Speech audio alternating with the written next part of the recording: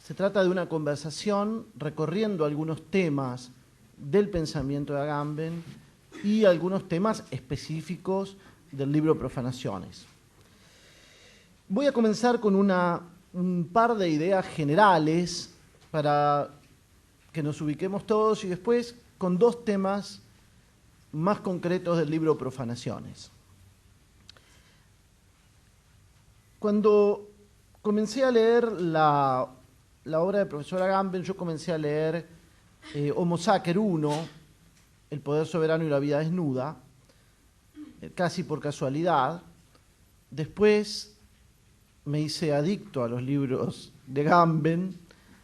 No puedo decir que haya leído todos los textos, porque siempre hay algún texto que a uno se le escapa, pero sí leí bastantes textos, y en esa lectura hubo una categoría que siempre me guió y que me parece que de algún modo siempre puede después ser cuestionado, sobre todo teniendo el autor presente, que de algún modo sirve como eje para todo su pensamiento. Y esa categoría es una categoría que se remonta a la filosofía de Aristóteles, a una lectura de la filosofía de Aristóteles, y esa categoría es la potencia de no. Quiero explicar un poco esta idea. Aristóteles distingue entre el acto y la potencia, ¿no? Por ejemplo, un niño en potencia tiene la capacidad de construir una casa, ¿no? Pero para construir una casa realmente, bueno, tendrá que crecer, tendrá que ir a la escuela, ir a la facultad de arquitectura y adquirir una serie de capacidades para que después efectivamente, en acto, pueda construir una casa. Ahora, si nosotros comparamos al niño con un arquitecto, podemos entender bien la categoría de la potencia del no. El niño en potencia puede construir una casa, pero en potencia no puede no construirla. El arquitecto, en cambio, tiene tanto la capacidad, la potencia de construir una casa, como la capacidad, la potencia de no construirla. Él puede tanto construirla como no construirla. En este sentido, en el caso del arquitecto, no se trata de una potencia, como aclara Agamben, no se trata de una potencia genérica, sino de un sentido específico de la potencia. En un texto republicado recientemente, en el 2005, todavía no traducido, pero que esperamos así con ansias, que es La potencia del pensamiento, encontramos el siguiente párrafo. Todavía tenemos que medir todas las consecuencias de esta figura de la potencia, se trata de la potencia de no, que donándose a sí misma se mantiene y crece en el acto. O sea, es una potencia que aun cuando pasa al acto, no deja de ser potencia. Ella nos obliga a repensar desde el inicio no solo la relación entre la potencia y el acto, entre lo posible y lo real, sino también a considerar de otro modo, de un modo nuevo, en la estética, el estatuto del acto de creación y de la obra, y en la política, el problema de la conservación del poder constituyente en el poder constituido. Pero también hay que poner en discusión toda la comprensión del viviente, si es verdad que la vida debe ser pensada como una potencia que necesariamente excede sus formas y sus realizaciones. Comento brevemente el texto. Ven, acá parte de esta idea de una potencia que nunca pasa completamente al acto, que sigue en potencia, aun cuando se actualice. Y a partir de eso dice, hay que repensar el estatuto de la obra de arte, la política, especialmente la relación entre el poder constituyente y el poder constituido, y pensar también al hombre como viviente. Y por eso subrayo esta idea de la potencia de no, porque me parece, estos tres temas, estos tres ejes, estética con la obra de arte, política con el poder constituyente, el poder constituido, después será con estado de excepción, y el hombre como ser viviente son los tres ejes del trabajo del profesor Agamben. La potencia de no me parece a mí, por decirlo de algún modo, la categoría ontológica central de su pensamiento por ahora. Voy a comentar otro breve texto que nos sirve como introducción y que se encuentra originariamente no en italiano, sino en español, que es una entrevista que le hiciera Flavia Costa al profesor Agamben en ocasión de la edición española de Estado de Excepción.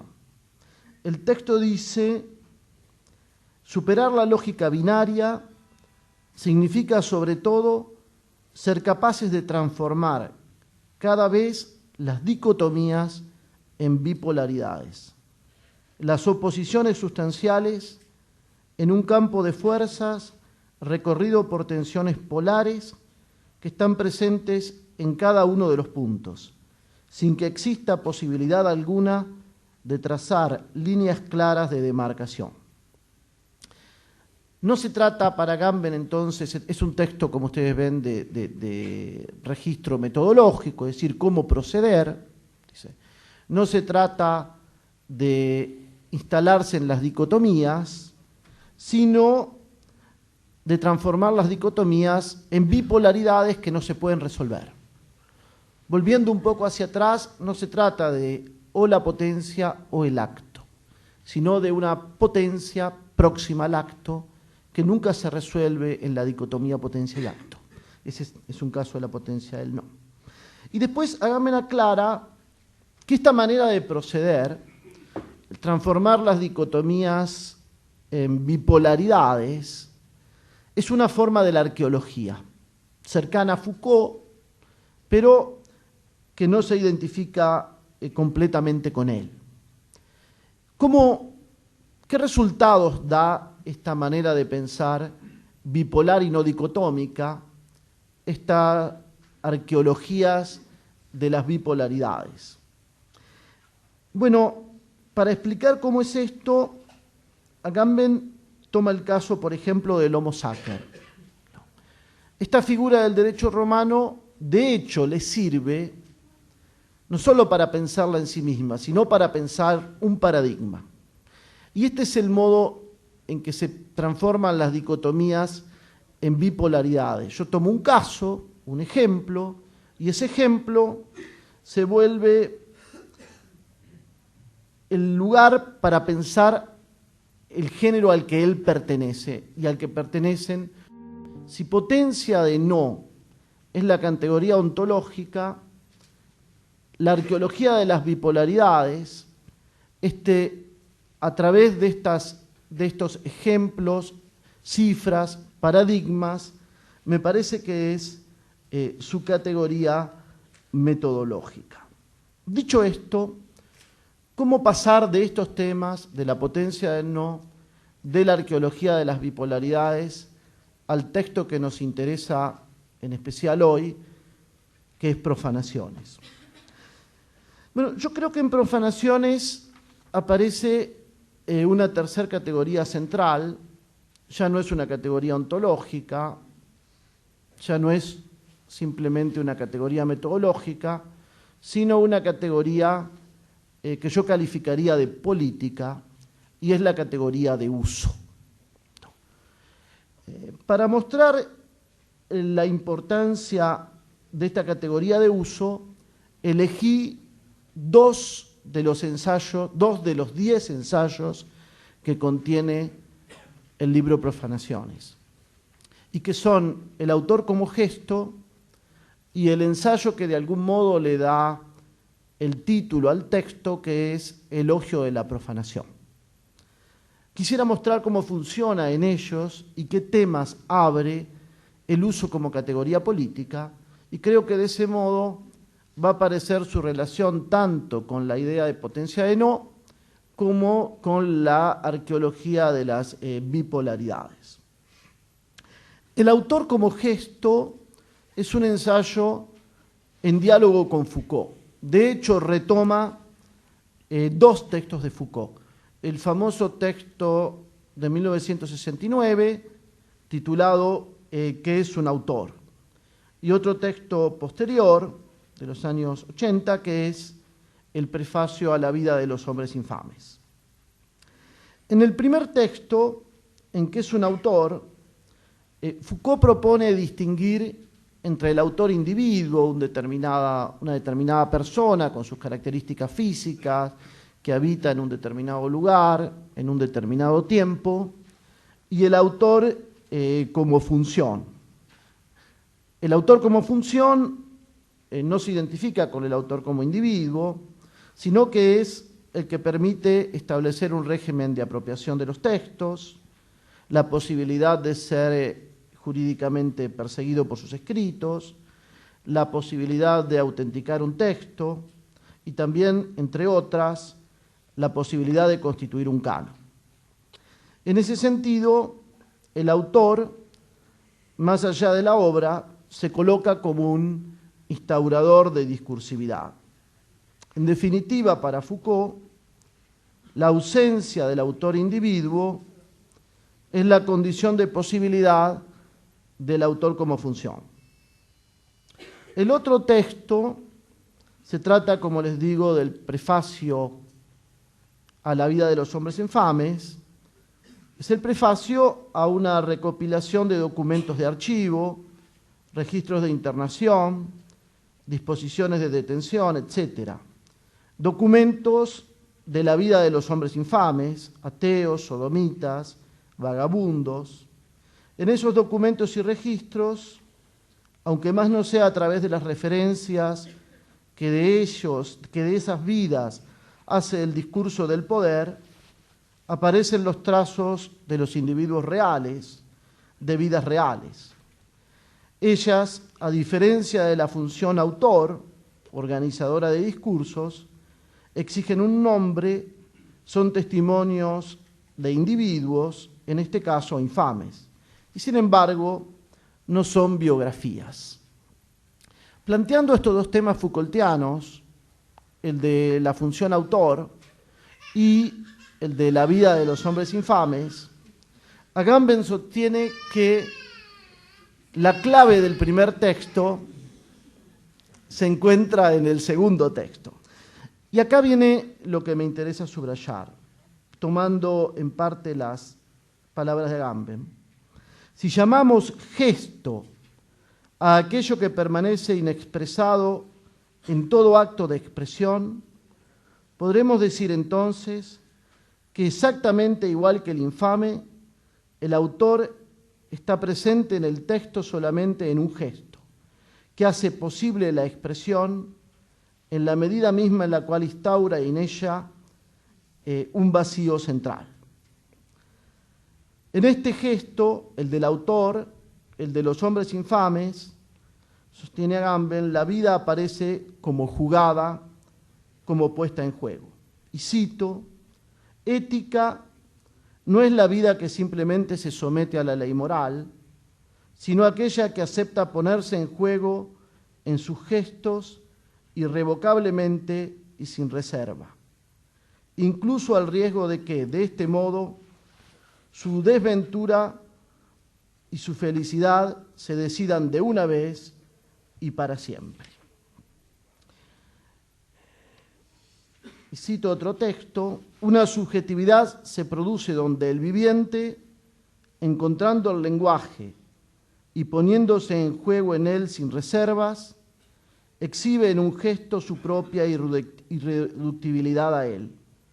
Todo el resto es psicología y en ninguna parte de la psicología encontramos algo así como un sujeto ético, como una forma de vida. Paso ahora al otro ensayo que me interesa enfocar ahora, que es el elogio de la profanación. Aparentemente no tiene una conexión directa con el autor como gesto, sin embargo yo creo que sí, y es lo que me interesa subrayar precisamente para sacar a la luz esta categoría de uso. Elogio de la profanación, a mi modo de ver, continúa de cerca la reflexión encarada a propósito de los textos de Foucault. El punto de partida es, sin embargo, diferente, son los autores latinos. Según Agamben, ellos sabían perfectamente qué significa profanar. Cito, sagradas o religiosas eran las cosas que pertenecían de algún modo a los dioses. Como tales, ellas eran sustraídas al libre uso y al comercio de los hombres. No podían ser vendidas ni dadas en préstamo, cedidas en usufructo o grabadas de servidumbre. Pura, profana, libre de los nombres sagrados, es la cosa restituida al uso común de los hombres. Pero el uso no aparece aquí como algo natural. A él se accede solamente a través de una profanación. Consagrar, volver sagrado y profanar describen así dos movimientos de sentido inverso. Destinar al uso de los dioses, restituir al uso de los hombres. Un dispositivo, la máquina bipolar del sacrificio, asegura el pasaje de una esfera a la otra. A partir de acá, Agamben retoma un tema que domina por completo el primer volumen de la serie Homo Sacer, el poder soberano y la vida desnuda. El Homo Sacer es una vida que mantiene un resto de sacralidad viviendo profanamente, esto es, entre los hombres. Y en el campo de la teología nos encontramos con un problema semejante. Se trata de la doctrina de la encarnación. En Cristo, en una única persona, se unen la naturaleza divina y la humana. Tomando como apoyo un texto de Benjamin, El capitalismo como religión, Agamben desplaza la reflexión hacia nuestro presente. Y cito, el capitalismo, llevando al extremo una tensión ya presente en el cristianismo, generaliza y absolutiza en cada ámbito la estructura de la separación que define la religión.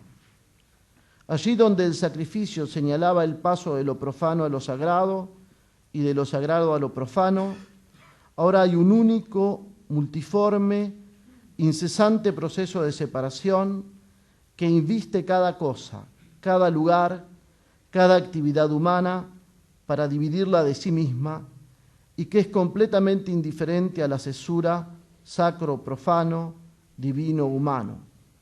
En su forma extrema, la religión capitalista realiza la pura forma de la separación, sin que haya nada que separar. Una profanación absoluta y sin residuos coincide ahora con una consagración igualmente vacua e integral. No se trata para mí de concluir, quería llamar la atención sobre estos dos ensayos en particular. No se trata de concluir, como les digo, sino de abrir temas a partir de estos ensayos para una discusión con el profesor Agamben. Creo que el primero de esos temas plantea el primer texto, el gesto como autor, plantea la cuestión de la subjetividad como espacio entre la vida y los dispositivos, y en particular el uso de los dispositivos. En ese texto, aunque para no extenderme demasiado, en ese ensayo no lo cité, hay una mención explícita a la potencia del no y a la tradición en la que Agamben lee esta potencia del no, es decir, el aristotelismo latino. Y el segundo ensayo teniendo como eje en particular la profanación, porque profanar es restituir, teniendo como eje central el uso, porque profanar es restituir al uso de los hombres. Me parece que plantea tres grandes temas: la relación entre la teología y la filosofía, la profanación como categoría historiográfica y, sobre todo, las posibilidades de nuevos usos de los dispositivos. Estos son los temas que quedan abiertos y sobre los que vamos a dialogar ahora.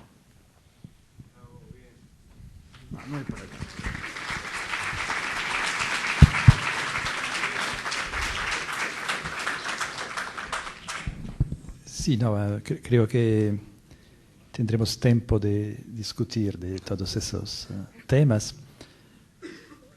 Yo quería decir algo que parece de acuerdo con lo que tú dices. Alguien dijo una vez que en todo libro, en cada obra, hay algo como un centro que permanece escondido, ¿no? Un centro escondido, y que es para acercarse de este centro que el libro ha sido escrito, y a menudo por huir de este centro, ¿no? Porque es algo que demasiado incandescente, ¿no? Que de lo cual no se puede acercarse. Si yo tuviese que decir cuál es este centro escondido en el libro Profanación, yo diría que es precisamente la idea del uso, que aparece en el libro en su figura negativa, como una imposibilidad de usar, ¿no? En esta fase del desarrollo del capitalismo, ¿no? La figura de la imposibilidad de uso que se encuentra en el museo, en el turismo, y también en su cara positiva, que es la que tiene su canone, se puede decir, su modelo, en la profanación, ¿no? Que es el gesto de restituir al uso común de los hombres. ¿Qué es el uso, ¿no? ¿Qué quiere decir usar? En la historia de la filosofía falta un pensamiento del uso. Es algo que aparece de pronto en algunos puntos, pero no hay un pensamiento del uso, ¿no? El concepto de uso no encontró su lugar tópico y su autor. Aristóteles, por ejemplo, pensa el concepto de uso y lo trata de conectarlo con el concepto de acto, de energía y de virtud, arete, y por eso excluye el uso excluye la vida natural de la esfera del uso. No hay un uso posible de la vida corpórea. Pero hay un lugar en el cual Aristóteles dice una cosa que me parece que me encanta del uso, es que cuando trata de distinguir los objetos de uso de los instrumentos y objetos de producción, como el martillo, no sé, el aratro, y hace un ejemplo que me encanta, es la cama. La cama es algo con el cual no se puede producir nada, pero hay un uso de la cama, ¿no? Y yo creo que una filosofía de la cama sería un tema filosófico no es una broma, es muy serio, ¿no? Mucho más interesante que los dichos problemas técnicos de la filosofía, ¿no? Porque el problema que de esta manera aparece, ¿no? Es el problema de una esfera de la praxis humana, ¿no? Que no es la producción ni la acción, ¿no? En la historia de la filosofía occidental hay un primato siempre de la producción, todo lo que concierne la producción, y de la acción. Entonces política y ética muchas veces son fundadas sobre estas dos figuras de la praxis humana, pero hay un tercero elemento, hay una tercera figura de la praxis humana que es precisamente el uso, que queda en la sombra, ¿no? Que siempre quedó en la sombra. Y yo creo que sería muy importante empezar a reflexionar sobre el uso, ¿no? Sobre qué se hace con la cama. Es un concepto estratégicamente muy importante.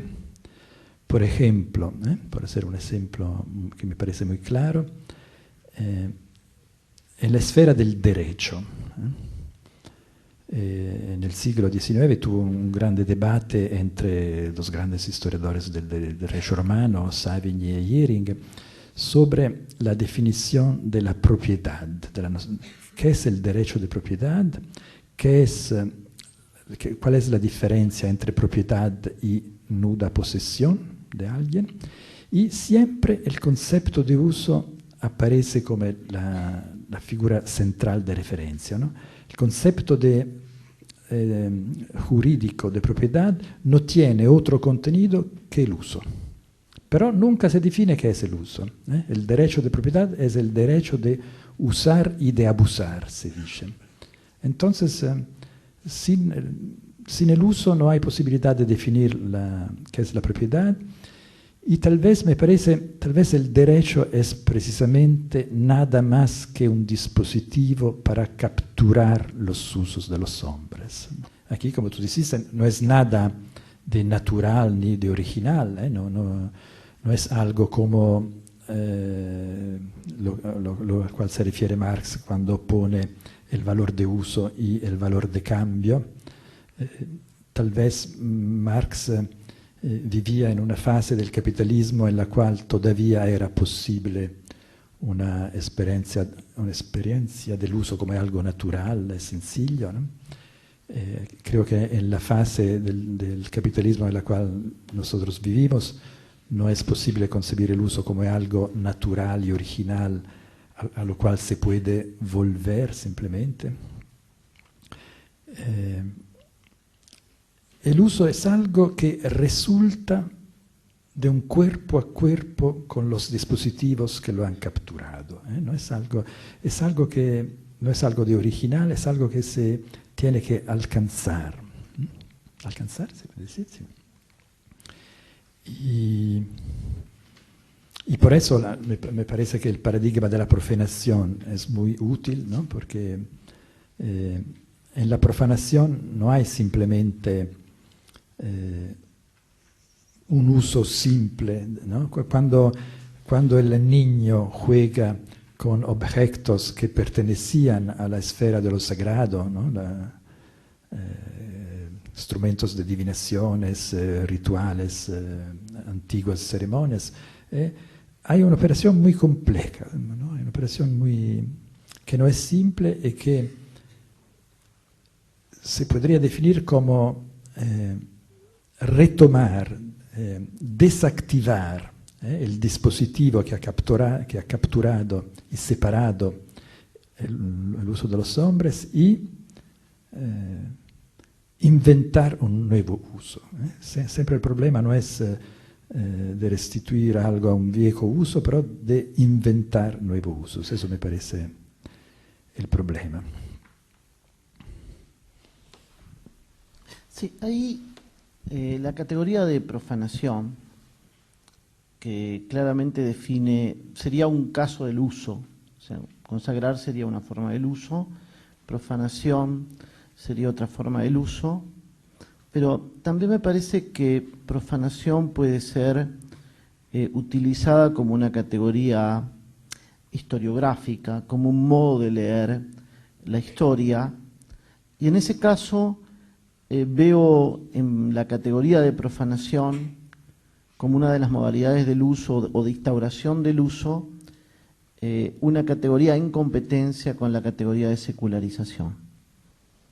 Sí, absolutamente, eso me parece muy importante, ¿no? Lo que pasa en la secularización, ¿no? Cuando se dice que algo que pertenecía a la esfera de la religión, de lo sagrado, ha sido secularizada, ¿no?, en la modernidad. Pero en la secularización lo que pasa es que no hay cambio y transformación radical de substancia y de sentido. La secularización se limita a desplazar algo de la esfera de lo sagrado a la esfera profana, sin pero desactivar su poder, su sentido, su estructura. Entonces, sí, como se dice, no sé, el paradigma de la monarquía divina se vuelve en paradigma de la monarquía mundana, pero la estructura se queda la misma, ¿no? Y en ese sentido, yo creo que se podría decir que la secularización no es algo como una decadencia o una disminución de lo sagrado, es una fuerza y una deriva histórica intrínseca a lo sagrado, es un otro modo de su actividad, pero la substancia y el poder se quedan los mismos, ¿no? Y no sé, por un ejemplo muy, muy claro, ¿no? El problema que tan interesaba a Evi Warburg, ¿no?, la sobrevivencia de los dioses paganos en el cristianismo, ¿no? Se ve muy bien, los dioses paganos se transforman en demonios, en figuras astrológicas, pero conservan su poder, su eficacia, y tal vez esa eficacia se vuelve todavía mayor, ¿no? Y algo terrible, ¿no? La superstición puede ser más fuerte y eficaz de la religión, ¿eh? No puede ser, es así, ¿no? La sobrevivencia, el Nachleben de los dioses es más peligroso de su vida original, cuando lo divino era algo que pertenecía a la experiencia casi cotidiana, ¿no?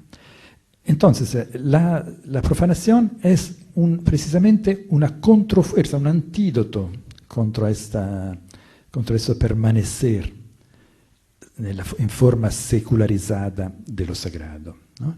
Porque hay profanación cuando precisamente se desactiva el poder de lo sagrado, ¿no? El ejemplo muy claro, otra vez, es el del niño que juega con los instrumentos de adivinaciones o con algo que pertenecía a la esfera de lo sagrado. Hay una transformación total de la experiencia ¿no?, de lo que pasa, ¿no? No es, el niño no seculariza nada, lo transforma completamente en el juego y inventa un nuevo uso que pero tiene que ver con la antigua figura de donde viene, ¿no? Pero es una transformación radical que desactiva y neutraliza. Y al revés, la secularización conserva y mantiene. Y por eso sí creo que la profanación puede ser jugada contra la secularización. Es mucho más interesante, mucho más útil que la secularización. En ese caso sería tanto una categoría historiográfica de nuevo como política, una forma de acción. Habría una política de la profanación, como nuevas formas de uso. A mí me parece que hay dos temas en profanaciones, en los ensayos de profanaciones, que están, bueno, claramente uso es el eje, pero vinculados con esta noción uso-eje, ¿no?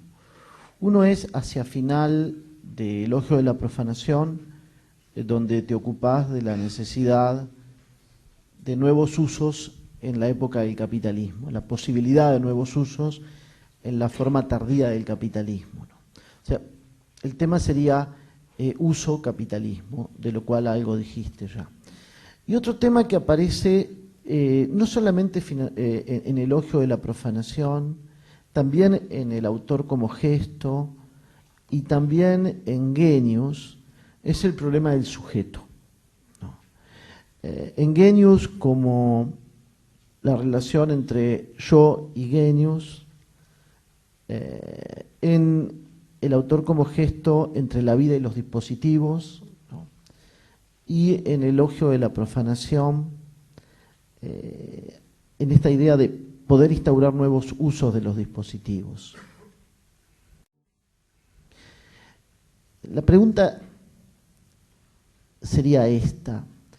Bueno, siempre sujeto es una categoría sobre la que discutimos en filosofía, si lo dejamos, se murió, fuimos al velorio, no sé.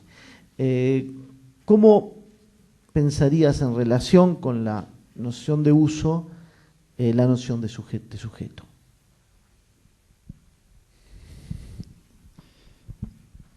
Sí, no, por anticipar algo de lo cual vamos a hablar mañana, ¿no?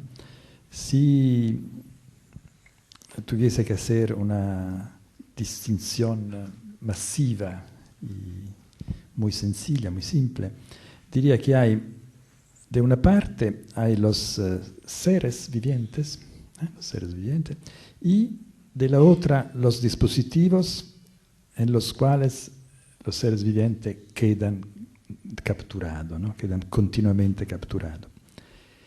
Pero el sujeto no es simplemente el ser viviente, es algo que se produce en esta relación entre el ser viviente y los dispositivos, los elementos históricos, las estructuras de poder, de cultura, de civilización. Todo es un dispositivo, el lenguaje es un dispositivo, todo es un dispositivo. El celular es un dispositivo muy peligroso. Y hay procesos de subjetivación en el celular. Bueno, entonces el sujeto no es una sustancia, no es algo, no es un ser ni un dispositivo, es lo que se produce en esta relación, es un campo de tensiones recurridos por fuerzas de subjetivación, pero me parece que esto es el lugar del sujeto, de esta manera coincide con el lugar de la ética y de la política, ¿no? Es el lugar donde entre el ser viviente y los dispositivos algo como un sujeto se constituye. Sí, vuelvo un poco sobre la categoría de profanación y en parte sobre algo de lo que hablamos se habló en la conferencia de la semana pasada, es decir, sobre el problema de la política. Ahí salía de un modo muy particular la relación entre la historia de las ideas teológicas y las ideas filosóficas. Me gustaría abordar precisamente ese tema, y en particular referido a la política. Sí, no, yo he trabajado, he hecho investigaciones en los últimos años en la esfera de la teología, del derecho también, en particular en la teología.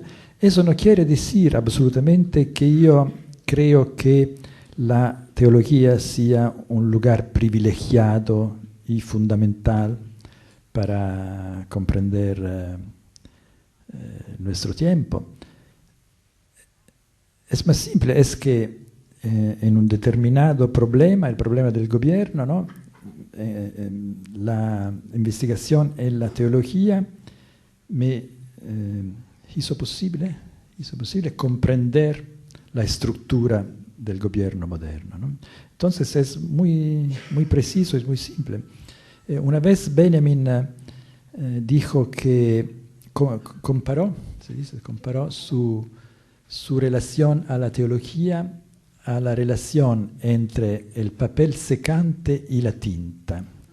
Si dependiese del papel, no, el papel secante está lleno de tinta, pero si dependiese del papel secante no quedaría nada de la tinta. Y es lo mismo para mí, ¿no? Yo sí trabajo en la teología, pero si dependiera de mí, como el papel secante, toda la teología desaparecía. ¿Sí?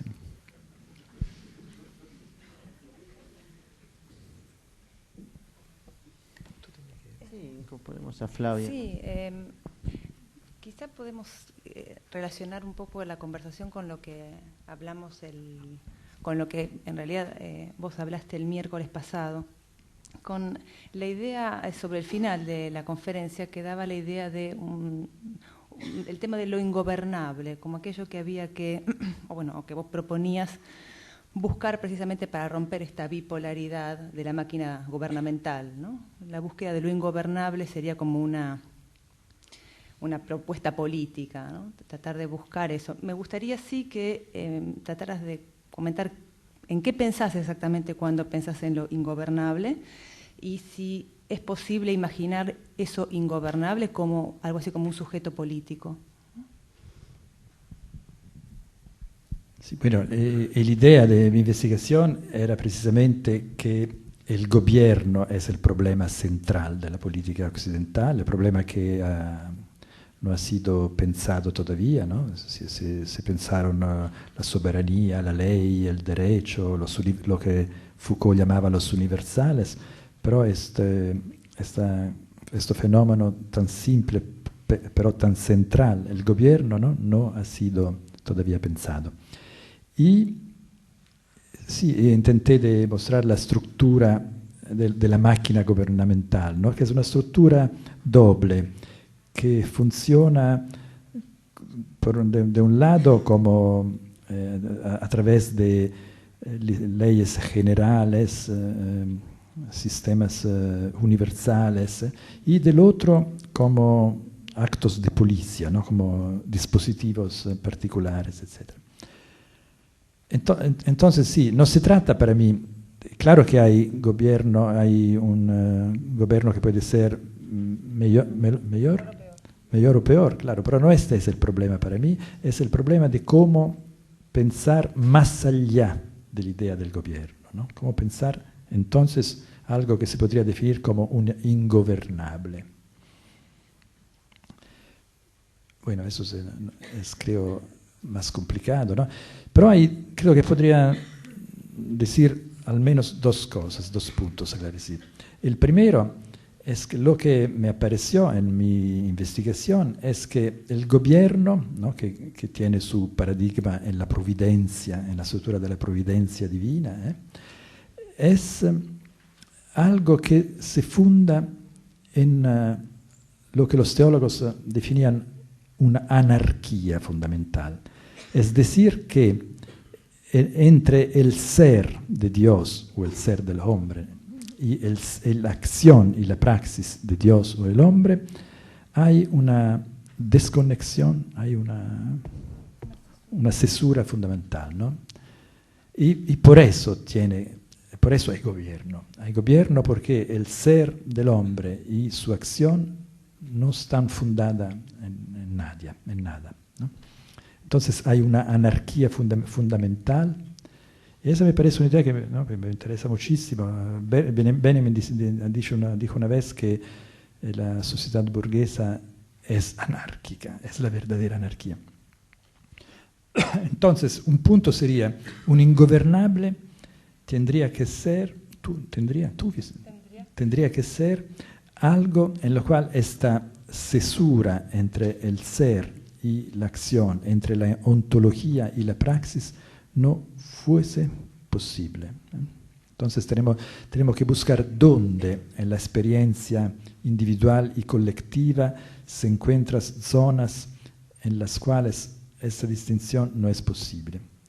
Y otro punto importante, la máquina gubernamental funciona con dos polos, ¿no? La ley general y el acto individual, el soberano y el ministro, Dios y el ángel. Entonces, también aquí se tendría que buscar dónde esta bipolaridad no puede instaurarse, ¿no? En cuál esfera de la experiencia y de la praxis humana esta grande partición entre el general y lo particular, la ley y el acto de policía, no se puede buscar. Para ponerla en relación con este problema del gobierno, digamos, ¿cómo se podría pensar el problema del movimiento o la discusión respecto del movimiento y el problema del gobierno? Sí, no, Es muy simple. Hace algunos meses estaba en Venecia y había una grande reunión política de lo que hay de movimiento en Italia, y hablaba Toni Negri y algunas otras figuras del movimiento, y siempre se hablaba de movimiento, ¿no? Se decía, el movimiento no muerto, no está muerto, el movimiento es vivo, el movimiento es fundamental. Y por la primera vez de mi vida me di cuenta que no sabía qué quiere decir movimiento, y que ninguno lo sabía, y que estaban hablando de algo que no se podía definir, que ninguno habría podido definir. Entonces empecé a trabajar sobre una genealogía, ¿no? De dónde viene este término, cuándo se empezó a hablar de movimiento, y es una investigación todavía en curso, ¿no? Pero es claro, ¿no? Se empieza a hablar de movimiento en el sentido político del término en el siglo a la mitad del siglo XIX, y la grande expansión de los movimientos es alrededor, algunos años antes de la Primera Guerra Mundial, ¿no? Y todo es movimiento. Muy significativo es el hecho que Freud, cuando tiene que definir su escuela, ¿no?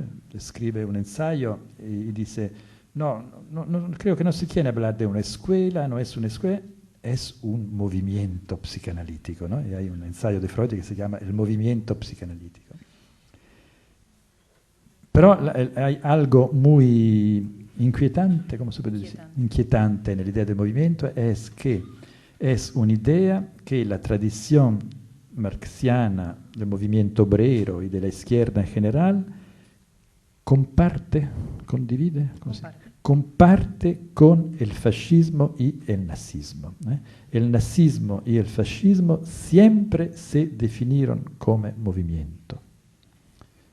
Estoy seguro que el peronismo se definió como movimiento. Sí. Entonces hay una cercanía muy inquietante, muy peligrosa, y el solo teórico que reflexionó y que trató de definir el concepto de movimiento en términos de derecho público fue precisamente Carl Schmitt, que era un jurista alemán comprometido con el nazismo, y lo hice para precisamente definir la estructura del nazismo, ¿no? En su ensayo que se llama Pueblo, Estado, Movimiento, ¿no? El movimiento aparece algo que excluye de alguna manera el concepto de pueblo, ¿no? Porque es el pueblo, él dice, es el lado impolítico, y el movimiento es el vero sujeto político, ¿no? Bueno, ¿cuál es la relación entre el movimiento y el gobierno? Gobierno, creo que ustedes saben, ¿no? Gobierno viene de un término griego kybernes. Kybernes es el piloto de una nave, el conductor, el timonero de una nave o de cualquier barco, y también un carro. Un auto. Entonces, gobernar quiere decir conducir un movimiento. Se gobierna siempre, no hay gobierno de lo inmóvil, siempre se gobierna un movimiento, y por eso Hitler se definió Führer. Führer quiere solo decir conductor, y Mussolini se definió Duce, que quiere decir en latino conductor. Y seguramente en español también, ¿no? Hay esto, ¿no? Y el caudillo. Entonces hay esta relación. El gobierno es algo que se refiere a un movimiento y lo conduce. ¿No? Gobernar quiere decir conducir un movimiento en la dirección buena, se presume, o mala, depende del punto de vista.